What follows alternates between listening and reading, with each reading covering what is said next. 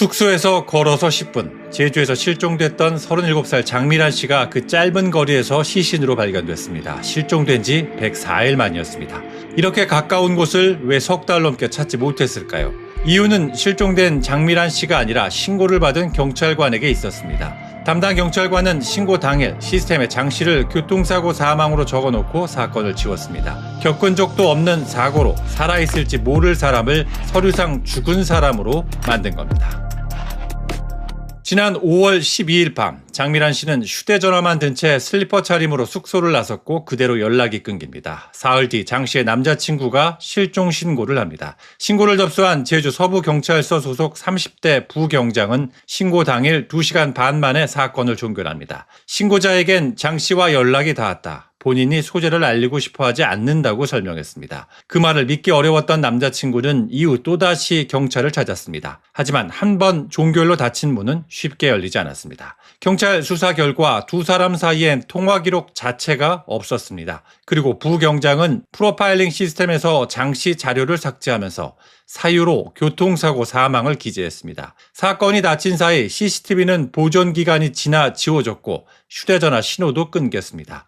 골든타임이 통째로 사라진 겁니다. 부경장은 지금도 분명히 연락했다고 주장합니다. 최종 판단은 수사와 재판의 몫입니다. 경찰관 한 명의 게으름이었을까요? 그렇게 보기엔 걸리는 게 너무 많습니다. 하나, 하지도 않은 통화를 했다는 거짓 보고. 둘, 교통사고 사망이라는 구체적인 허위 사유. 셋, 자료를 아예 지워버린 삭제 행위. 넷, 가족한테 알리지 말라는 반복된 당부. 하나만 있었다면 실수로 볼 여지가 있습니다. 그런데 네 가지가 겹칩니다. 경찰도 이 대목을 단순 태만으로 보지 않습니다. 부경장에게 직무유기뿐 아니라 공전자 기록 위작, 위계 공무 집행 방해 혐의까지 적용한 것 자체가 수사기관이 몰라서 놓친 것이 아니라 알고 꾸민 것에 무게를 두고 있다는 뜻입니다. 태만은 보통 아무것도 안 하는 모습으로 나타납니다. 그런데 이 사건은 적극적으로 꾸미는 모습에 가깝습니다. 그래서 정황이 가리키는 출발점은 분명합니다. 최소한 들키지 않으려는 손질이 있었느냐, 그 조작이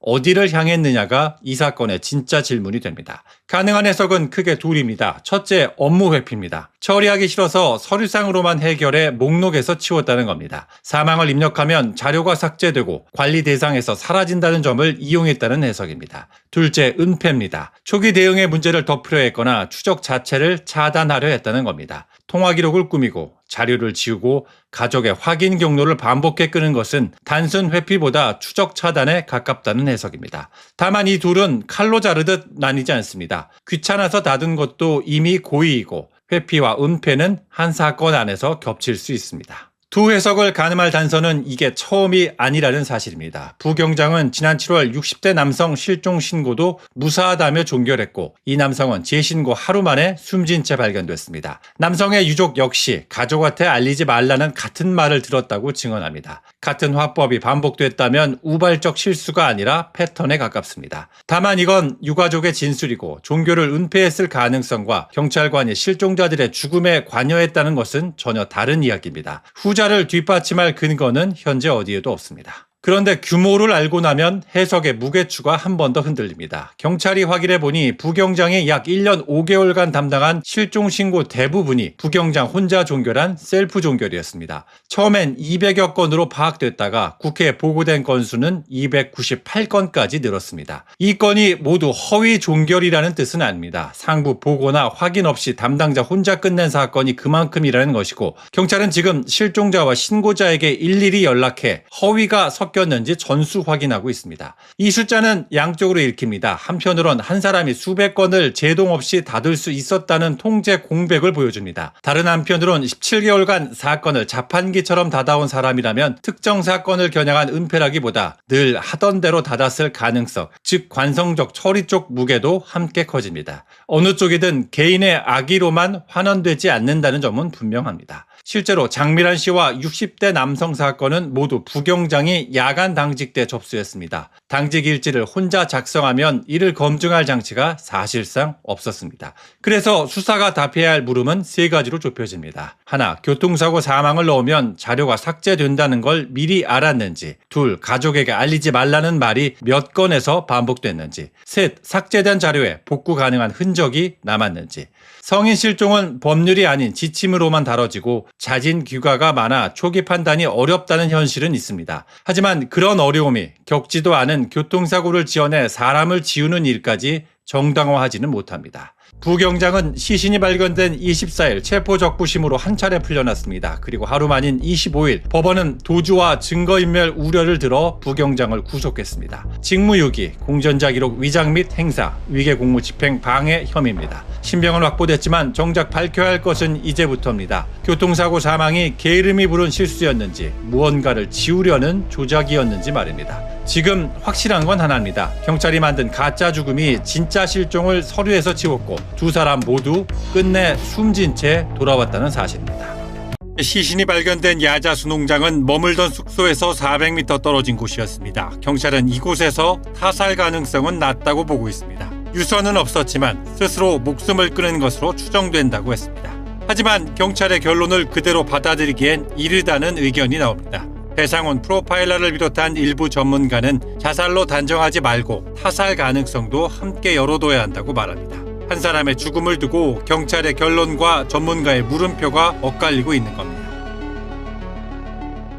먼저 경찰의 판단부터 보겠습니다. 지난 24일 시신이 제주시 한림읍의 한 야자수 농장에서 발견됐습니다. 실종 104일 만이었습니다. 경찰은 발견 당시 시신의 자세와 위치로 미뤄 범죄 피해 가능성은 높지 않은 것으로 봤습니다. 부검을 맡은 법의관도 타살 흔적 같은 특이사항은 확인되지 않았다고 밝혔습니다. 경찰은 장 씨가 실종 다음 날 숨진 것으로 추정하고 있습니다. 유서는 발견되지 않았고 사인은 목매사로 보고 있습니다. 다만 이는 아직 추정입니다. 최종 확인을 위해 휴대전화 포렌식 결과를 기다리고 있습니다. 여기까지만 보면 안타깝지만 사건은 한 방향으로 정리되는 듯합니다. 그런데 배상훈 프로파일러는 다른 이야기를 합니다. 그는 지난 26일 YTN 라디오와 전화 인터뷰에서 자살과 타살 중 어느 쪽에 무게를 두느냐는 질문에 이렇게 답했습니다. 목 부분에 질식을 해서 돌아가신 것 외에는 아직 밝혀진 건 없는 겁니다. 예. 그러니까 타살이 될 수도 있고 예. 아니면 자살이 될 수도 있고 예. 아니면 다른 어떤 제3의 그 죽음의 원인이 있을 수 있는 거고. 네. 근데 문제는 이제 시신에 남아 있어야 될 증거들이 소실돼 갖고 그걸 재구성하는데 참 어려움은 분명히 있을 겁니다. 타살로 단정한 게 아니라 자살로 닫아선 안 된다는 경고에 가깝습니다. 근거는 공간입니다. 잘 알지도 못하는 곳에 무작정 들어가 스스로 목숨을 끊는 경우는 드물다는 겁니다. 그래서 장 씨가 야자수 농장이라는 공간에 익숙했는지 사망 직전 동선이 어땠는지를 반드시 확인해야 한다고 지적했습니다.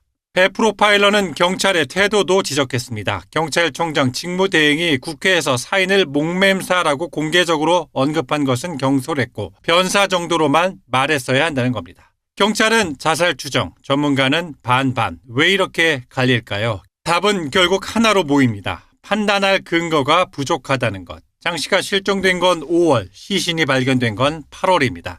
104일, 그 사이 시신에 남아있어야 할 증거의 상당 부분이 소실됐습니다. 배 프로파일러 역시 사망 당시를 재구성하기 어렵고 사인이 끝내 불명으로 남을 가능성도 있다고 봤습니다. 여기서 우리는 다시 이 사건의 출발점으로 되돌아오게 됩니다. 장 씨의 실종 신고를 접수한 부경장은 신고 당일 사건을 교통사고 사망으로 조작해 종결했습니다. 그 결과 초기 수색은 이뤄지지 않았고 실종 지점 주변 CCTV도 보존 기한이 지나 대부분 지워졌습니다. 한 야당 의원은 최초 신고 시점엔 CCTV 118대의 영상이 모두 보존돼 있어 충분히 확보할 수 있는 상태였다고 지적했습니다. 영상이 남아 있었다면 지금 반반으로 갈린 사인 논쟁의 상당 부분은 처음부터 필요 없었을지 모릅니다.